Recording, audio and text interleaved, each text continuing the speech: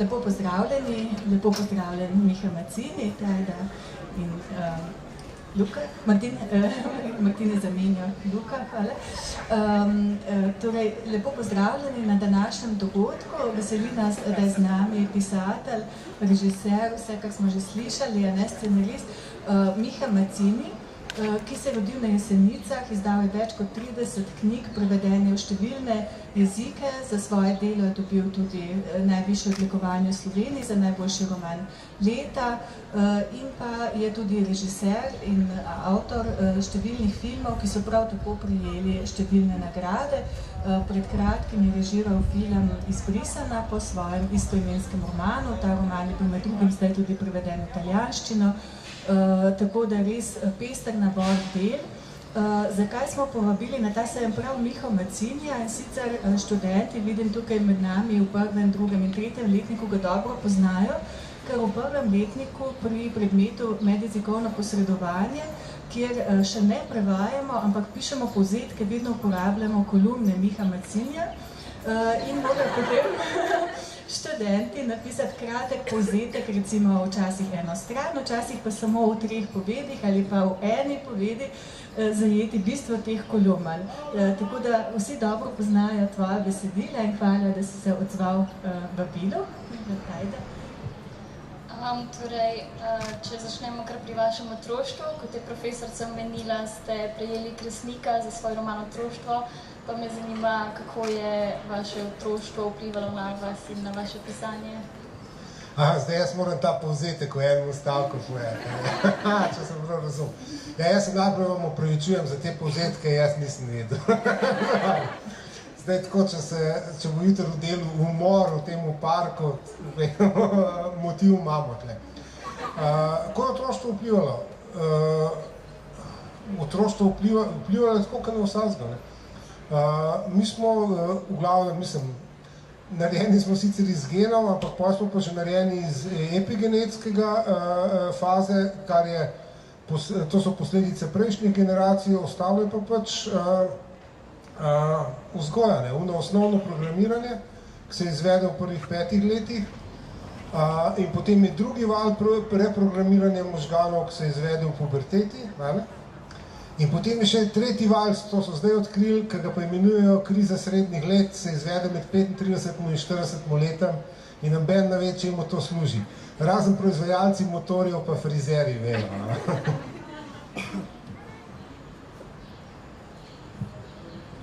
Ja, no, ko smo pri kolumnah, me zanima, ker so zelo obrane, da dobiste veliko komentarjev, tako dobrih kot slabih. In me zanima, kako se na nje odzovete in ali vam dajo kdaj misli. Ja, mislim zdaj tako, no.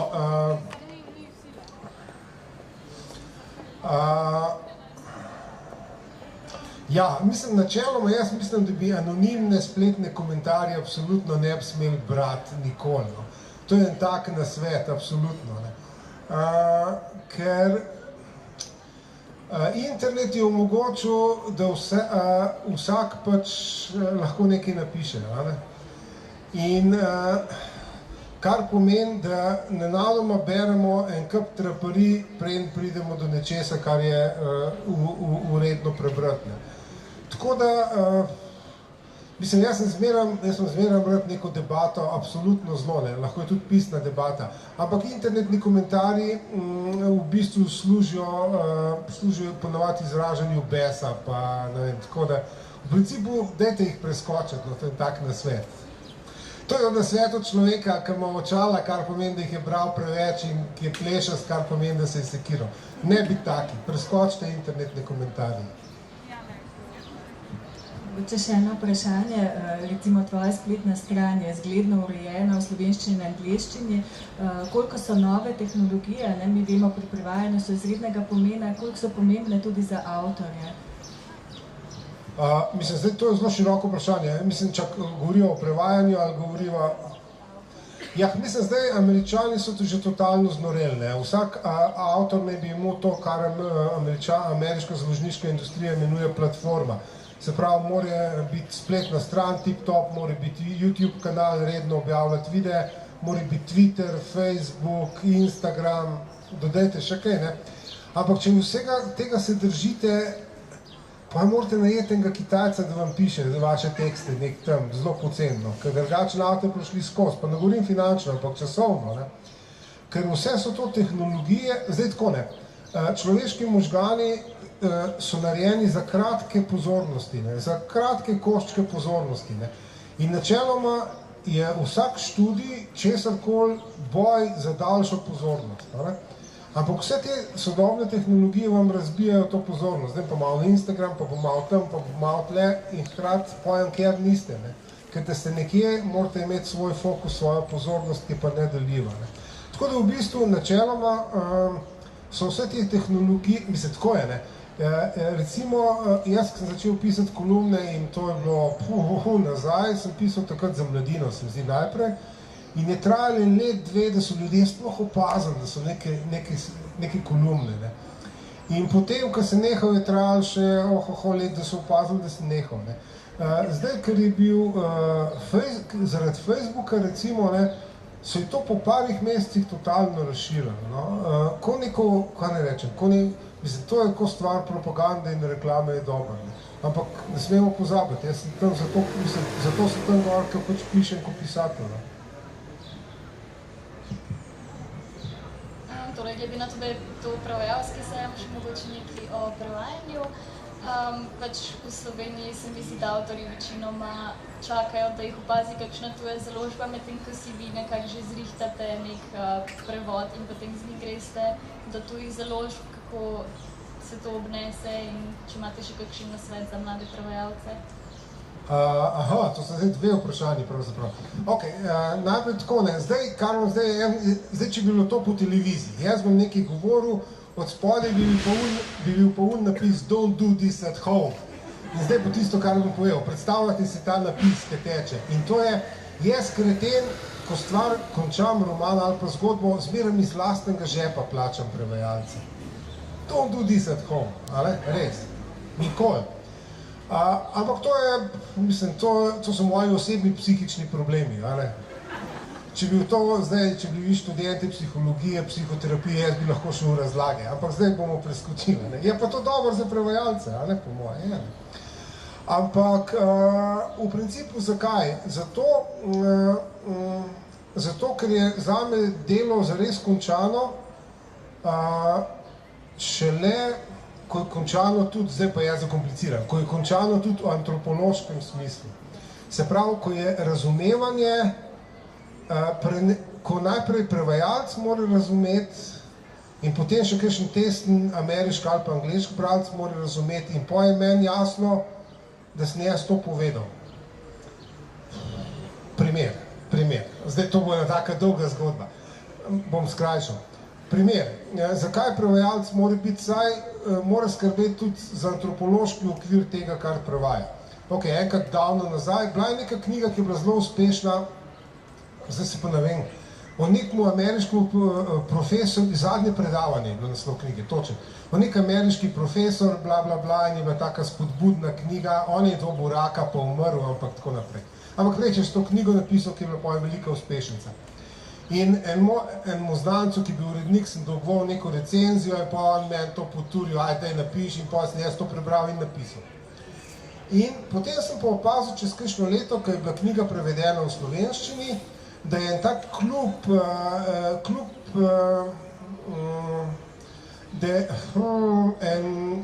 en tak New Age klub je to knjigo začel promovirati, da je to ta knjiga, o čemer oni govorijo. Zdaj pa jaz delam oklepaj, predstavljate si, odpiram oklepaj in ustavljam me na novo zgodbico not.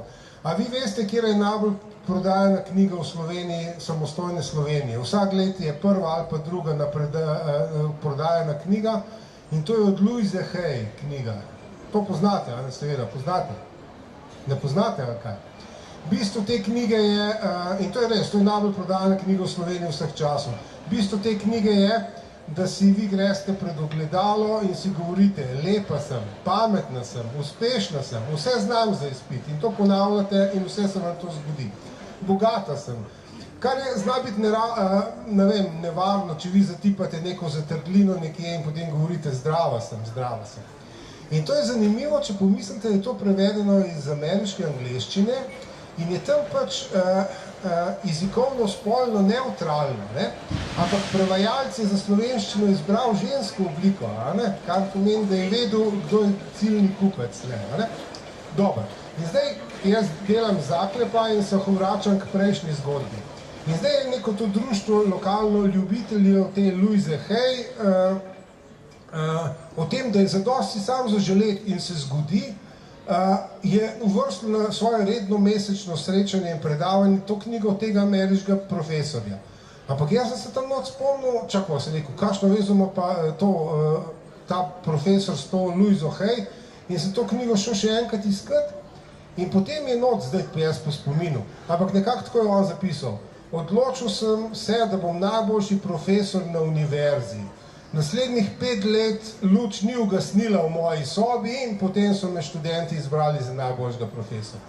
In potem jaz grem s knjigo, odprto na te strani, gospe organizatorki in rečem, oprostite, kje tle vi vidite to, da se je on zaželil in se mu želja uresničila? In ona reče, tle, on reče, hotel sem biti najboljši profesor in poj sem bil.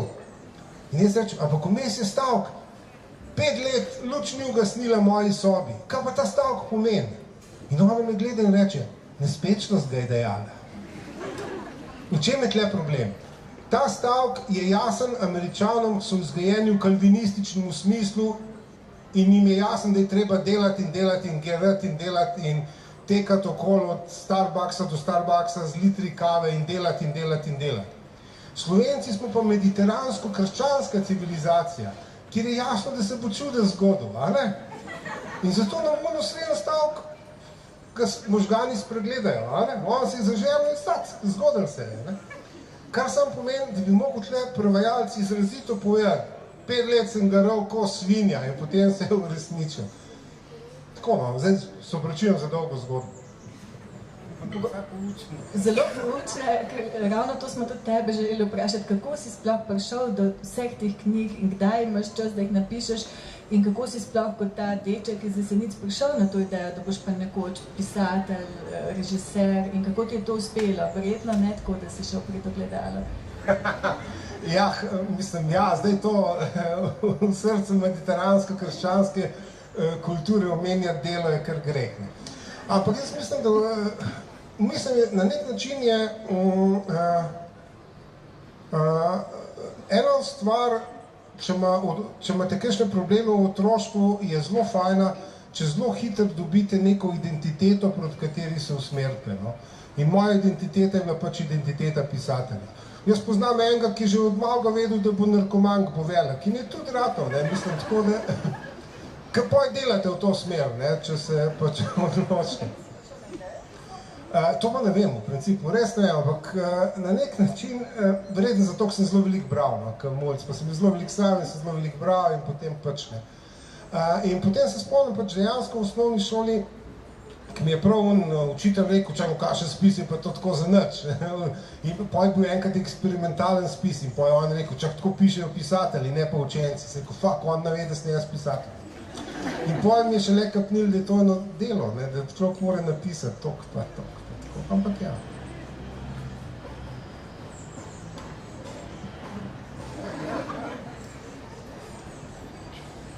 Kako je prišel? A ste kdaj poskusili vi kaj prevajati oziroma ste kdaj kaj prevedli? Ja, v bistvu enkrat sem pa prevedel samo eno kratko zgodbo od enega ameriškega pisatelja, ki sem videl, da niti ena še ni v slovenščini prevedena in potem sem jaz prevedel. Evo, edino. Načeloma je pa tako, jaz lahko kontroliram, ampak v angleščino, pa recimo hrvaščino, srbščino lahko, tako da lahko jaz vidim, kaj prevajalec dela, drugi jeziki pa Bog pomaga. Če deluje, je v redu, če ne, pa mislim, ne morem pač. Je kakšen način, da vseeno ugotoviš, kdo je dober prevajalec, recimo v neki jezik, ki ga ne razumeš, vidiš po njihovih vprašanjih ali pa po odzivu publike potem? Ja. V bistvu jaz imam zelo rad, da je veliko teh vprašanj od prevajalca, v principu. Zato, ker ker to pomeni, da nekdo zelo pazljivo bere. Ne. In poj seveda najde tudi napake. Ne, in čeprav sem jaz to bral tokrat pa tokrat, in vse not so neke napake in najbolj neke malenkosti, slovnicam sploh ni problem, recimo. Ne. Ampak če pa nekdo najde neko logično napako, ne, ponavadi tako, da sem pozabil, koliko je kdo star, pa enkrat 27, pa drugič 29, ampak kaj tasga. Te stvari so mi pa zelo dragocene v principu. No. Tako da, ja, načeloma je pa tako, ne, če ni nobenega vprašanja, pojem je kar malo sumljivo, ne, moram reči. Ja. Kot smo že omenili, vaš roman Izbrisana, ki je zdaj tudi film, je bil pred kratkim preveden v italijanščino in ste gostovali v Italiji, ste predstavljali to knjigo in me zanima, kakšen je bil odziv italijanske publike in če so sploh poznali ta problem izbrisanih. Ne, v bistvu je ta problem, mislim tako, v tujini je skrit, pri nas ga pa ignoriramo v principu. Tako da v principu na nek način se pri tem romanu ste se pokrili dve temi, ki me zmeraj zanimata totalno. Eno so spregledane stvari, ne, o katerih ne govorimo, drugi so pa vprašanje identitete. Ne. In zdaj, če vam država vzame državljanstvo, bivanje, vse, imate na koncu identitetni problem, tudi poleg vseh drugih, seveda. Zdaj, sam prevod se pravi v italijanščini, pa jaz ne znam toliko, da bi lahko prevod kontroliral. Zdaj, bralci se mi javljajo, pravijo, da je super, jaz sem zadovoljen. Miha Obid je prevajal na to mogo. Mogoče še nekaj o filmu, ki je bil posnet po Izbrisani. Tukaj ste sodeloval z najvidnejšimi slovenskimi igralci. Kako je to potekalo, oziroma kakšni so odzivi na film, kakšni so načrti? Ja, zdaj tako, ne. Mene v bistvu, se pravi, mene ni toliko skrbelo, mene v bistvu skrbelo edino dejansko to, čemur pravijo delo z igralci. In je zdaj, ampak in potem sem jaz se nabavil priročnikov, pa tam metoda ta, pa metoda una. In vam kar jaz vse povem klinc te metode. Ker v enem intervjuju legendarni John Huston reče, vi ne rabite nič za delo z igralci, če je igralec dober, ga vi upravljate samo z dvema besedama, more, less, več in manj. In to je dejansko res, ne. In glavna igralka Judita Franković, jaz sem bil šokiran, reče malo več tega, malo manj žalosti, malo več unga in ona naredi perfekt, ne. In jaz kot tim, tako malo na potenciometru, malo tega, malo unga, perfekt. In če delate z odličnimi igralci, je to totalen užitek, ne. Če pa delate slabo igralca, pa vi rečete več, manj, ungo, kot buldožer bo šlo v slabo, to pa, ne. Tako da v principu je v bistvu dela z igralci v točki, ki jih izberete. Izbrati morate dobre. Če bi se samo še navezala s prvimi letniki, smo zdaj pred kratkim pogledali tvoj kratki film Obisk, kjer tudi igra Jernej Šugman, ki tudi igra v filmu Izbrisana. Morda še kakšno misel v njegov spomin?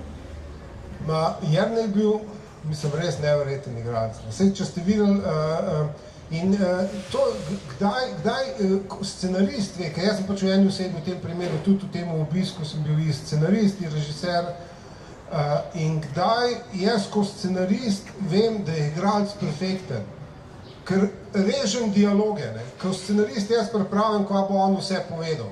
Pa jaz vidim, da on dvigne v brvo in da je, ni treba govoriti, vidi se, ni treba govoriti. In to, da iz par strani teksta ratajo 3-4 replike, v katerih je vse jasno, to pomeni, da je bil igralec super. Res, da je z obrazom, zdržal, z vsem povedal nekaj, tako da ni treba izreči. Najhoj pa on, ko pa vidite, da nekdo z obrazom pove, pa mora pa še isto povedati, pa še en doda zraven. Vse sem, kako sem zmatran, a si zmatran?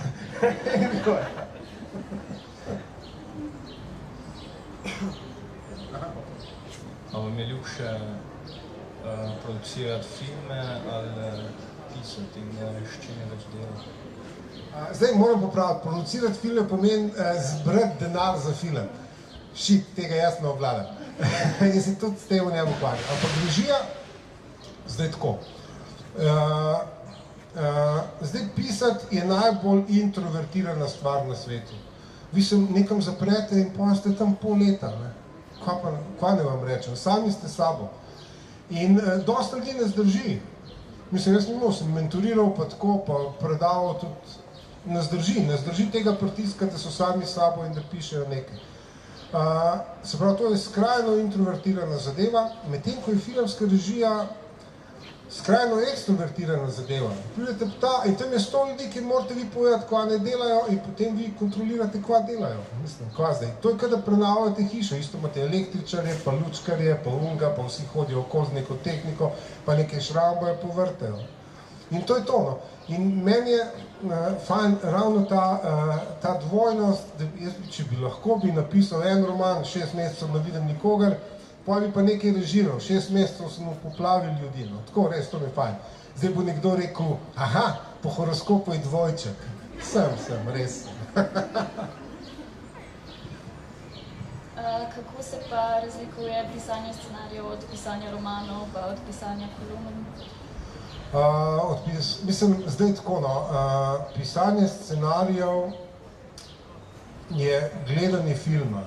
Scenarist je prvi gledalec od filma, kar pomeni, da v vsakem trenutku mora videti vse osebe, kako se premikajo v njegovi glavi.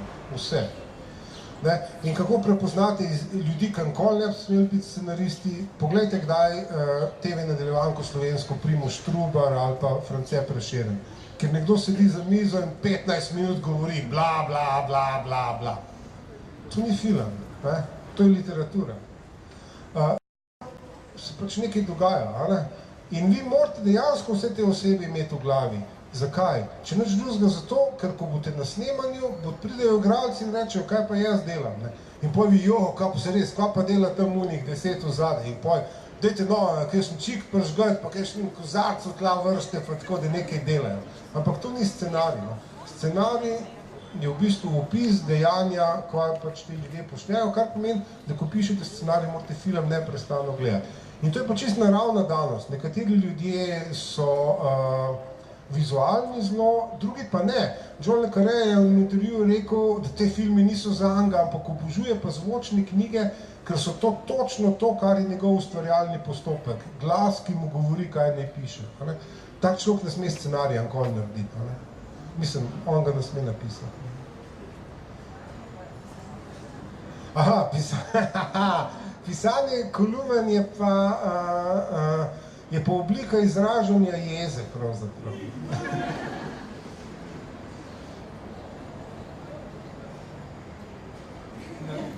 Ja, mogoče bi se navezala na zadnjo kolumno, ki sem napisal, ki zdaj kroži tudi po Facebooku in to, kako si se vrnil iz tujine in se je medtem Slovenija pomanjšala. Mogoče malo poveš o tem?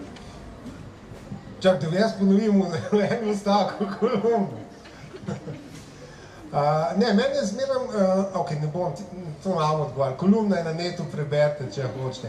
Ampak mi je dejansko, meni je zelo zanimivo, zmeram me je zanimalo to, ker mi imamo neke samo predstave o samem sebi, o svoji družini, o svoji skupini, o svojemu narodu, o svoji državi. In zanimivo je, da se mi zdi, da je ta neka razlika med tem, kakšni smo in med tem, kaj se predstavljamo sami sebe, da smo, ne, je zelo, zelo velika. Zna biti zelo večja, kot kje druge nekako na nek način. Recimo, ko sem dejansko po 2 mesecih šel pregledovati v nek ekstrem, pazite, včasih na Facebooku dejansko kompletno ljudje toliko znorijo, da če gre za neko stvar, ki jo preverimo lahko na Googlu, smo vodilni v svetu po tej stvari, ne? Ker na Google Trends lahko pogledate, kva ljudje po državah najbolj iščejo in včasih se prebijamo na prvo mesto. Do zdaj smo se po teh chemtrailsih, ne, smo bili vodilni v svetu po tej teoriji, potem seveda kriptovalute, bitcoini, teorija totalna, pa kaj še bilo, pa cepljenje, antivox je bil tudi, ne. To 3, ampak zdaj se pa vložila pa recimo še 4, ne. To, da bi siromaki dobili 34 evrov več, ne, na mesec. Ljudje so totalno znoreli proti, ne. Ampak po drugi strani, če koga vprašate, kakšna je Slovenija, socialna država. Mi, čuteči, socialna skrb, blazno po razlagal. Pa vam šel pa na Facebook, pa nabil 34 evrov pa en dobu več, en siromak. 34 evrov, koliko je to denarja? In te razlike so mi zelo zanimive. Zdaj, ki si omenila tujino, let nazadnje, jaz stojim v neki vrsti znotraj EU, ampak je bila vse meja in blazna vrsta in dva koridorja. En je bil EU, pasuši, en je bil pa izven EU. In mi EU čakamo blazna vrsta vdaljavo, tako gre vrsta. On je bil pa čist prazen, izven EU. In najprej tako pridejo in Indici, tak. In potem pridejo in Afričani, tak. In potem pride slovenska družina. In to malo reče, mami, ampak se mi smo Evropa. In mama reče, so oni tega ne vejo.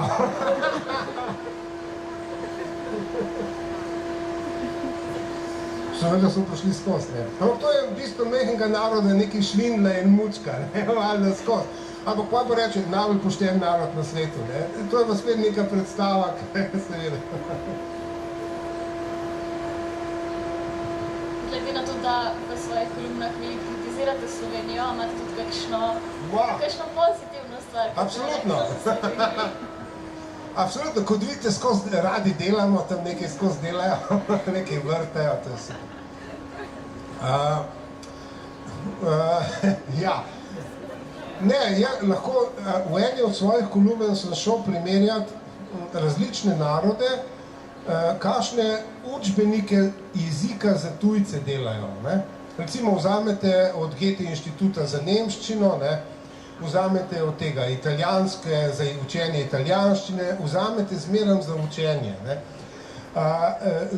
tega jezika. In vzel sem tudi slovenske te učbenike za tujce. In kar je zanimivo, Italijani, seveda, hrana, Dante, bla, tako naprej. Nemci, neki avti, pa Goethe, pa tako naprej. Angleži, Shakespeare, pa nek čaja, pa tako ne.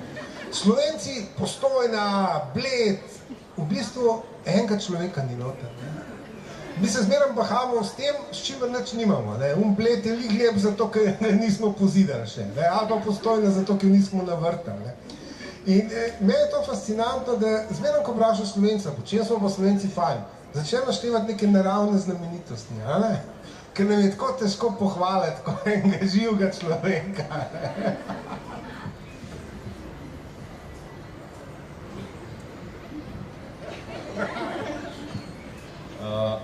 A potem mislite, da se bo tu kdaj spremenilo to, da nismo Slovenci pripravljeni nobenega pohvaliti?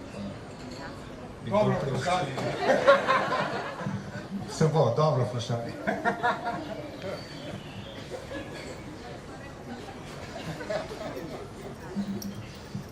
Mogoče še tukaj, recimo, kot pisatelj, tudi glede prevodov, si zelo proaktiven. A bi morali biti tudi Slovenci mogoče malo bolj proaktivni, da bi bili prepoznavni v svetu, oziroma tudi mogoče, zdaj, če se navežemo prav na knjige in literaturo, kaj meniš, da bo nastop Slovenije na Frankfurtskem sejmu leta 2022 pripomogel k tej večji prepoznavnosti, oziroma, če že ne v nekem večjem merilu, bo vsaj več prevodov v nemščino? Mislim, prevodov bo nedvomno več, hvala Bogu. In je tudi fajn, da se končno začel se nekaj delati, da saj malo pa tako. Ampak v bistvu je pa situacija na nek način enostavnejša, ampak je veliko bolj kruta v principu. Ker prevodi načeloma bi itak že mogli biti. Točno tako, vse v Sloveniji, to je toliko malo denarja v resnici na državnem nivoju, da vse, kar je kakor toliko, mirno bi lahko dali prevesti. In potem je pa samo tako, evo jaz konkretno, takrat po 2001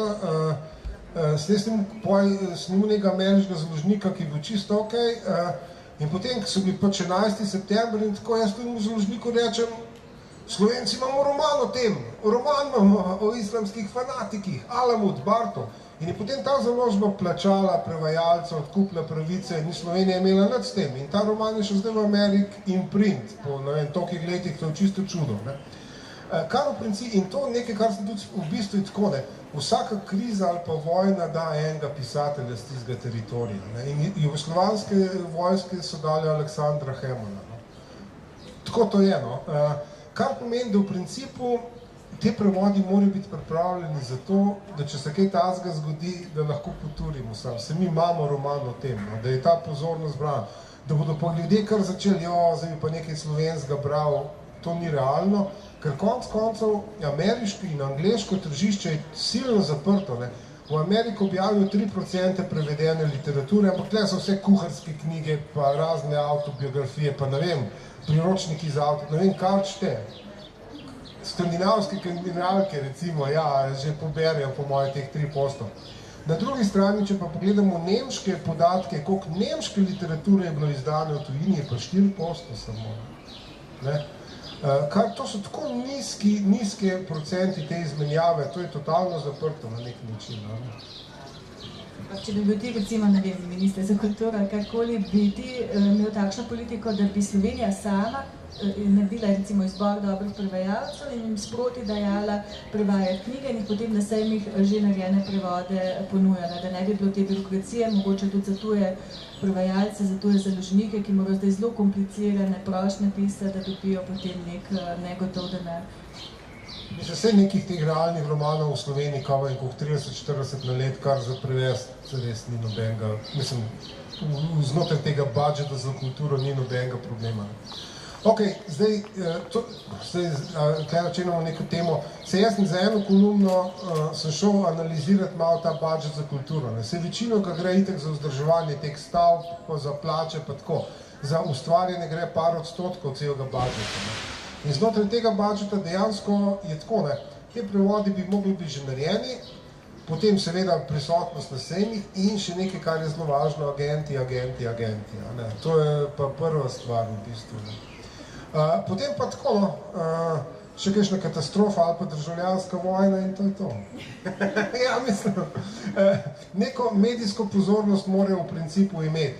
Vse načeloma, mislim, se to se kruto sliši, ampak načeloma, zakaj bi nekdo tam nekje, to je v bistvu slovenski narcisizem, ker ljudje pridejo, ne vem, iz Boscvane pa rečejo, ali že tam še niso slišali za Slovenijo, ko so nerazviti. Zakaj bi pa slišali za Slovenijo? Ali pa tudi v Teksasu, zakaj bi slišali za Slovenijo, čist tako ne. Kako pa vi za svoje romane izbirate prevajalce?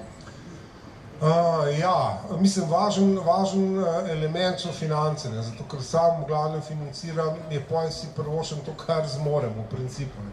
To je ta krut odgovor, ki je pa v principu dvofazen, ker tle pojem, čeprav sem pisatelj, tudi Excel znam malo uporabljati. Dvofazni odgovor pa za prevajalca v tem, da včasih je treba kalkulirati. A plačati najboljšega slovenskega prevajalca ali plačati malo slabšega slovenskega prevajalca pa najeti ameriškega editorja. V bistvu minimum pravega izraza. To ni lektor, ki popravi sam vejce, ampak je več.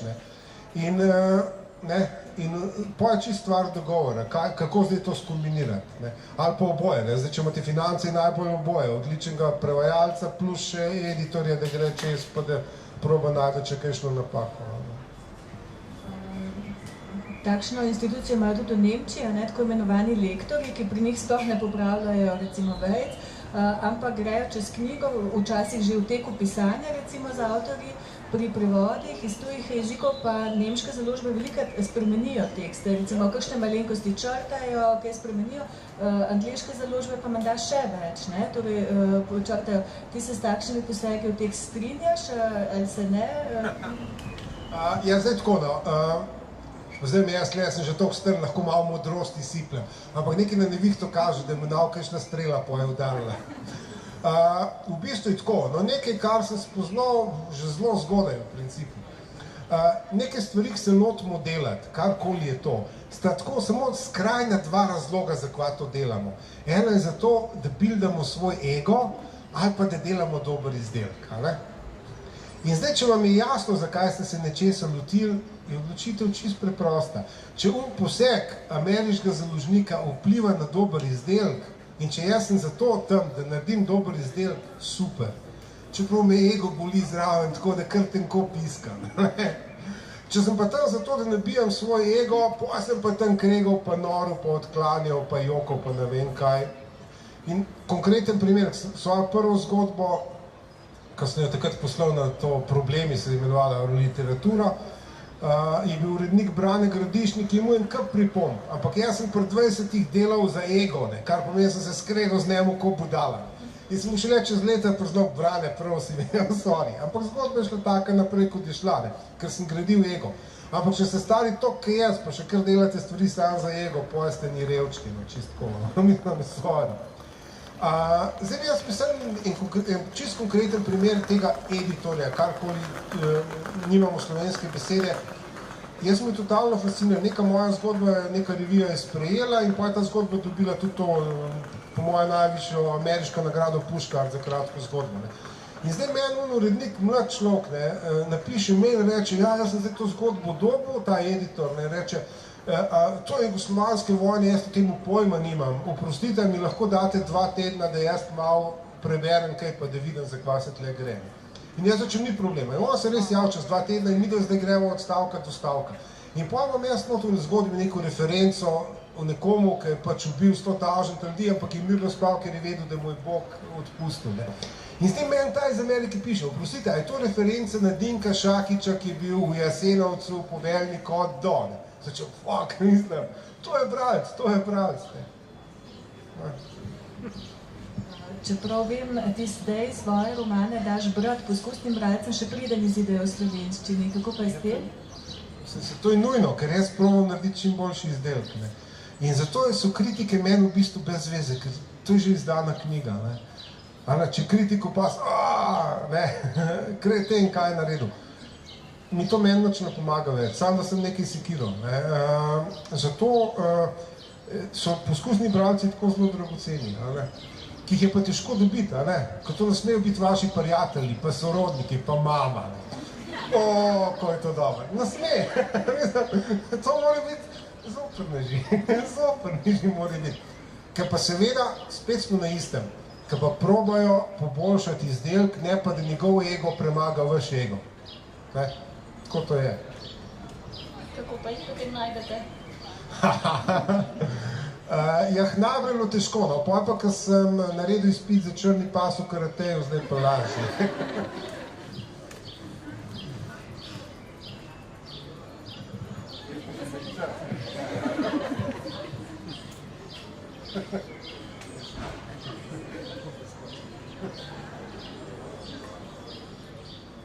A imate kakšno misel za vso publiko, ki so večinoma mladi prevajalci? Mislim, nimam nobene pametne misli, razen tega, da k vsaki stvari treba veliko trenirati, žal, ne. Mislim, treba je veliko trenirati. S tem, da zdaj ne vem, teh raziskav v Sloveniji niso naredili, so jih delali v Ameriki med študenti in že v 80-ih je več kot 80% študentov mislim, da so genialni sami po sebi, ne, in da ni treba nič trenirati, ne. Ampak v resnici treba trenirati. Žal. Mogoče kot zanimivost, zdajle ob 2 imamo potem naprej simulacijo konference, tako da bomo tudi zdajle zaključili, ne. In ko je prišla vodja slovenskih tolmačev iz Evropske komisije, enkrat v Slovenijo so naši študenti tolmačenja, ne prevajanja, vprašali, kaj lahko naredijo za to, da bodo boljši tolmači. In so mislili, ne vem, poslušati cel dan radio, gledati televizijo, študirati evropske zakone, nekaj takšnega so pričakovali, po mojem, ona pa rekla, dajte brati čim več literature, ker si boste s tem izbecedišče, splošno izobrazbo in vse izboljšanja, ne. Tako da jaz bi se na tem mestu zahvalila Tajdi, Martinu, Mihi, da je prišel in čim več brati Miho Macinje, ne. Hvala, tudi poslušalci.